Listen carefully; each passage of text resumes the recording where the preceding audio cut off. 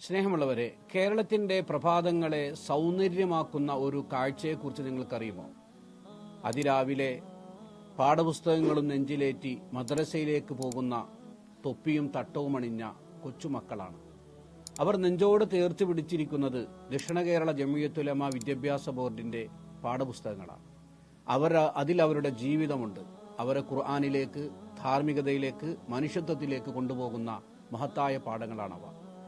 കേരളത്തിലെ ആയിരക്കണക്കിന് മദ്രസകളിൽ പതിനായിരക്കണക്കിന് കുട്ടികൾക്ക് ദീനീബോധം പകർന്നു കൊടുക്കുന്ന ദക്ഷിണ കേരള ജമിയത്തുലമയാണ് ഇന്ത്യയിലെ ചരിത്രവും അതിലുപരിയായി ആവശ്യമായ പാഠങ്ങളും നൽകിക്കൊണ്ട് അവരെ പ്രാപ്തമാക്കിയത്.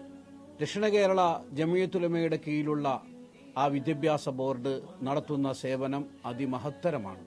അതിന് എല്ലാ പിന്തുണയും നാം നൽകേണ്ടതുണ്ട്.